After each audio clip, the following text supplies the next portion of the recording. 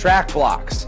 So in this drill, what we're going to be working is the block start for track athletes. So pretty specific to track athletes, and we just want to go over a lot of the fundamentals. I'm going to spend probably a significant amount of time going over the tips that we need to do and how to set ourselves up in the stance. So understand that I'm in a small area and we're just working on the stance. The next video will take you out to the track. We'll show that acceleration phase, everything that we're working out of there, and probably voice over and do some slow motion and draw some lines on the screen for you so you can really see what we're talking about. But this is just going to be about setting ourselves up for success out of the stance. So before we get into that, we really want to understand the acceleration phase, right? Meaning that we're pushing all of our force backwards to propel ourselves forwards. We're going to have a piston action of our leg. That means up and down, driving back. Everything's going back. When we do our top speed, our hips are more neutral. We cycle, we land in front, and then we push over. This one, everything is going back. We have to have good acceleration posture. That's just taking our sprint posture, our rod from our ear through our hips, through our ankles, to an angle. That's not leaning. So a big mistake a lot of people make is coaches say lean, lean, lean, lean over, and we break that. This is a rod, right? And now I'm going for an angle. So this is a good angle, probably a little under 45 degrees. This is a rod, this is leaning. So we don't make a lean and bend, we create a lean by just having the extension back. So understand that difference. Don't bend over, because if you break that, you're no longer a rod and you're not going to be efficient and forceful pushing your motion back. So the other leg then is, this one is extending and pushing and propelling, the other leg is going to be dragging, driving, and then extending back. So as we drive up, I want to imagine a pane of glass. We're driving up and then driving right back, all our force going backwards. So as we get that and understand that, that's why you're getting into blocks. You're utilizing the blocks to push weight backwards to propel you forwards. So the whole point, number one thing here, the whole point, if you're getting down into the blocks, you better be working that acceleration phase out. Some of us are going to be shorter than others. You know, we're not all elite sprinters that have a 40, 50 yard acceleration phase. Maybe it's 15, 20 yards. But if we stand up right away, we literally just went down into the blocks. And as we went down into the blocks, we went down, and now we stand up, and now we're standing up. And that was the whole point, was missed. We're not accelerating out. We might as well have just started in our split stance here in that position. So get the acceleration phase, utilize the blocks the way they need to be used. So from here, what we're going to go over is how to get ourselves set up in that stance. So 3 things I want to go over before we get in that stance is understanding that there's 3 things that are going to happen. They're going to happen at the same time, but if the first one doesn't happen, the other 2 don't. They won't work. So that doesn't make a lot of sense, right? They all happen at the same time.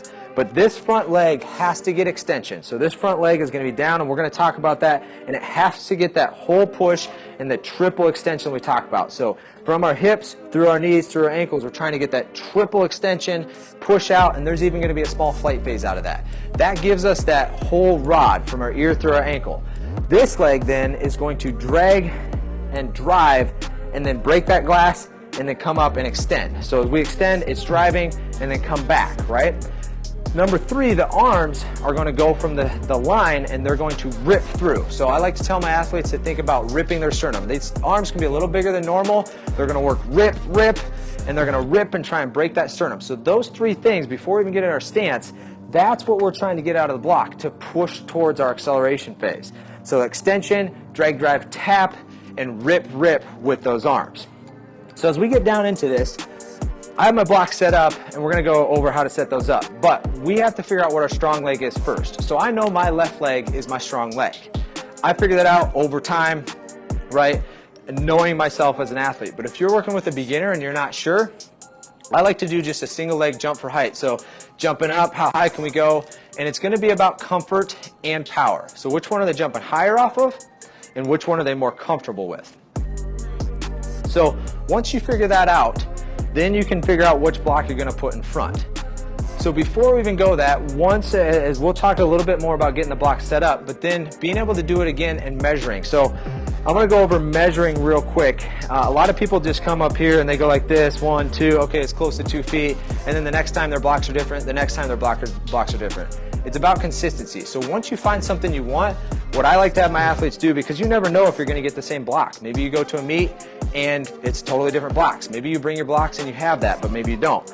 I like to have my athletes just use their hands. So their 4 fingers, they're going here, here, here, and then they get to the end, and it might be 7 hands and 2 fingers. But they can do that quickly, get that set up, and now they know they're consistent to where they are. So once you find what you want, make sure you're measuring it in a way that's going to keep you consistent.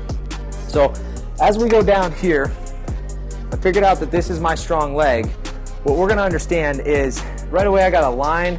We're not going to worry about that line when we're trying to find the position. The back leg doesn't matter as much, not as much weight's going to be going on that. It's going to be mostly on our front leg and our hands. But as we get into our stance here, what we're trying to go for is we want our hips to be slightly higher than our shoulders, not way up and not level. And with that then, this front leg, we need to have into flexion. So the more extended it is, the longer it is, the less power you're going to get out of it. And the more you get into flexion here, the more power you're going to get out of it to a certain point. Too much, you're going to have to kind of roll out and then extend. So we're looking to have our quad right here and our shin here, and that's what we're looking at is that shin angle of the tibia. So the higher the shin angle, the more you're going to come out, the more you're going to stand up, and you're not going to get that acceleration phase as much. The lower we're going for, if we're elites, we're looking at between 40, 38 degrees. Anything under 45 is really what we're going for. So if we get a shin angle here, that's going to tell the story of, okay, 45, I should expect to come out at 45. If I'm too high or too low, I'm probably going to do a Pete Rose, right? So it's this shin angle right here that's going to tell the story of where we're going to get this extension out, which will take us into that acceleration phase. So that's really what we're going for is we get this shin angle, we get the hips a little bit higher, we get the shoulders a little bit lower, and then our hands, what they're going to be doing is if our shoulders are here, they're going to be inverted at an angle here. So we're going to have more weight over the top. So my shoulders here, my hand's going to be back at more of an angle like that. And so that comes from, we're going to get in our stance and then we'll probably rock forward. So as I go through all this stuff, that's what I want you to understand. So I just want to get comfortable. I know which leg my strong leg is. I'm just going to go, and if I have a beginner, I'm probably just going to give them this gap. 1 block difference. That's it. I'm going to start with that gap. And then, so I'm not worried about that back leg. What I am worried about is the front leg. So I got to find where I'm comfortable at, what's going to give me that good angle, it's going to give that weight over my shoulder. So if I go too far out, so I'm not worried about the line, I experiment, well, that's going to be a flat shin angle. I'm going to end up going straight out. If I go here in closer and I come up, look at my shin angle, it's higher, but my butt's lower than my shoulder. So I'm not in a good angle position to come and accelerate out. So I've found it, as I've found it, that's what we're going to show you. I get here, I'm on my hands, and as I'm on my hands, what I want to talk about is, again, being able to be up here. If we collapse down and we can't get up here, that will mess with our angle of our hips and our shoulders. So we have to be able to try and get up onto our hands and on our fingertips. So from there, I'm going to get on my toes. I don't have spikes on right now, but I should be able to hold this, get my toes in the grooves there, widen my arms. So I'm just going to go shoulder width, not way out here, not way in here, just outside, right outside of my shoulders, on my fingertips. And then from there now, what I'm going to do is I got this good position. I know it's comfortable. I'm going to rock forward. So I'm already getting my shoulders over my hands. Now I'm going to do the opposite of what I tell you to do on everything else. I'm going to pull my belly button through the opposite way so I flatten my back. I want to make sure there's no rounding. So pull it through, flatten that back. And as I rock forward, pull through, flatten my back. And then as I go up here, now I'm going to go up, and that might be a little too high, so I'm going to put a little bit more weight over the top. I'm not asking to hold this forever, but when I get in that position now, my hips are over my shoulders. I'm strong through here. I got my shoulder here and I'm back.